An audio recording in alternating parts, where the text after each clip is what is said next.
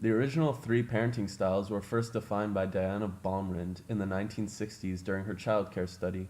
She followed over 100 children at the preschool age that live in Western society in order to observe the most common parenting styles. She gathered most of her information through interviews and observation, and used two measurements in order to create the three categories: authoritative, authoritarian, and permissive.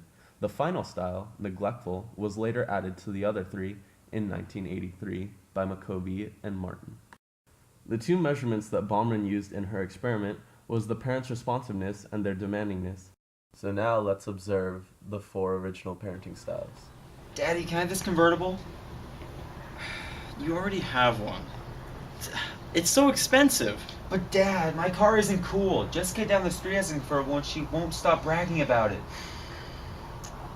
Look at the price. That is so expensive. But Dad, I really, really want it. Please, please, please, please, please. Fine. For you, sport. Thanks, Dad. You're the best. Hey, Jessica, guess what? Wow, so this dad spoils his little champ quite a bit. This is an example of a permissive parent. This type of parent tends to be extremely responsive, but demands very little from their child. Do you know what time it is? It's 11:15. I know 11's past my curfew, but there was a puppy. Nope, I don't want to hear it. But it's Paw. I don't care. It was limping down the side of the road. You're still grounded. Go to your room. But now. Now, authoritarian parents are high in disciplining and low in responsiveness. Authoritarian parents do not negotiate with their child and set strict rules that are not to be broken. As we just saw, the kid seemed to have a legitimate excuse for breaking her curfew, but her mother would not listen. Hello? Hey, it's me. I was just wondering, can I stay past curfew? What? Why? Well, Drake got his feet stuck in a toilet, and his dog's having a seizure, and there's still some pie left. How about this? You can stay out 1 hour past your curfew, but you have to study an extra hour tomorrow. I expect an A on the test this week. Deal? Absolutely. Thanks. Oh, gotta go. There's only a half a pie left. Bye. Okay, be safe. Now, see how the authoritative parent is different? This parent is both high in demandingness and responsiveness, balancing both equally when parenting. That makes this breed of parent a mix between authoritarian and permissive. Authoritative parents often make deals, giving their child some form of control. Hey Dad, can you help me with my homework? No, I'm busy. Well, I kind of need it to graduate, so I'd really like some help. See, I give you a house over your head and food. What more do you want from me? Well, maybe you could just help me out once in a while. I'm going out. Figure it out yourself. Make yourself dinner.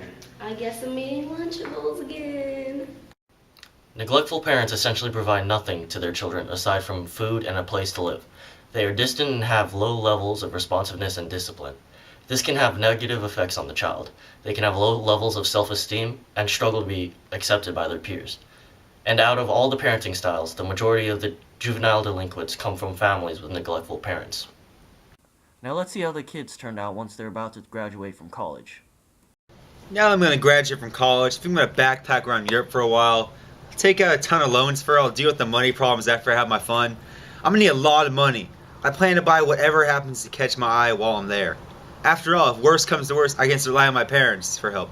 Or maybe I'll bring a friend along. They can take care of me. They can deal with my problems.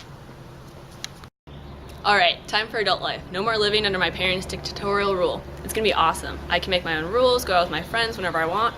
Although I'm kinda out of money, my parents said I was supposed to stay on budget. Maybe I should let them know. No. Then I'll just get in trouble again. Nah, they're not the boss of me anymore. I'll find my own way to make some money. I'll just go to my friends, not my parents. I'm about to graduate, and thankfully the place where I intern is hiring for a permanent position.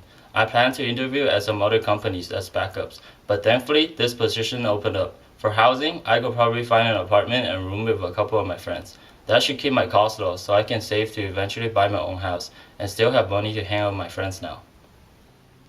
Finally, I'm done with college. I can get into the real world now where I can finally be alone. Out there, you only have yourself. And since I've been the only one that cares for me, I'm ready.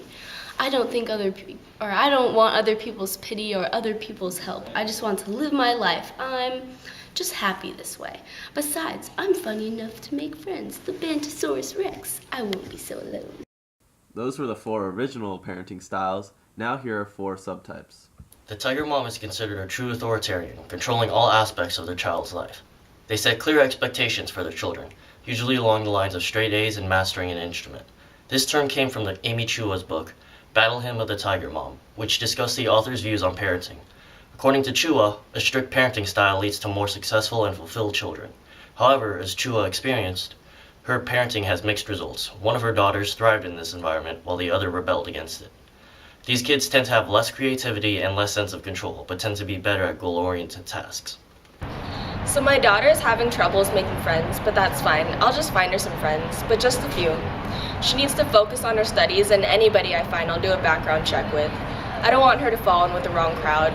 I'll talk to the other parents on the PTA, or maybe I'll just go to her classes and talk to her teachers about this. She might find some friends if I make her join the mathletes, or maybe just the chess club, science olympiad. I mean, her violin skills should be enough to make friends in the orchestra. Those thousands of hours of practice and her overall intelligence should have let her make a couple friends, but that's fine. She doesn't need too many distractions. She only needs herself and her drive to be successful. And most of all, definitely, absolutely no boys. Attachment parenting is another subtype, but it usually occurs in mothers rather than fathers. This style is similar to the permissive parent because the child is heavily protected and coddled by the parent, which creates an intense physical and emotional attachment between the two. This can be a positive if it is done correctly because it can create a lasting relationship within the family and lead to more emotionally intelligent adults and better behaved children. But if taken to the extreme, such as some extreme cases in which mother will breastfeed their child far into their childhood, the child could grow up with a lack of autonomy and independence. My little baby doesn't need any friends. He has the best friend in the world, me. I have to protect him from the scary world and the mean middle school kids. He's just an innocent little kid. He can't be corrupted by these tiny monsters. Besides, he has always enjoyed my company and preferred spending time with me over any of his classmates. So it works out for both of us. But I guess he really wants some friends, then I'll allow it. But only at school. He's not allowed to go out with them. He might get into trouble or get hurt.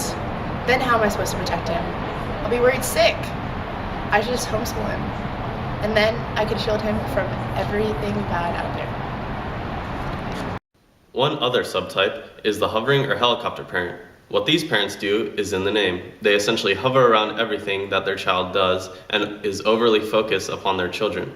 This style was initially added to the parenting styles in Dr. Ganot's book, Parents and Teenagers, written in 1969, in which teenagers describe their parents as hovering over their every move, like a helicopter. Helicopter parents also take a lot of credit for their children's failures or successes, even if they literally had no influence upon the event. They also attempt to do tasks for their children that they can just do for themselves, like helping them make friends, do simple activities, or even help them with work or homework. This can result in diminished independence, social, and coping skills. I'm gonna help my daughter find some friends at school. After all, it is my job to make sure my kid isn't a loner, and if she is, it's totally my fault, and I can't have that. But if I can make her the most popular kid, I'll be a legend to all the other parents. I'll make sure her friends are good kids though, hover around when she goes out, make sure I know where she's going and who she's with, and make sure there are no boys around too. She's too young to be interested in that. I guess I'll have to pick out her friends too then. Ugh, I have to do everything for this kid, but that's being a parent, I guess. I wonder if she has any homework I can help her with. A different subtype is the lawnmower parent. This parent acts like, well, a lawnmower.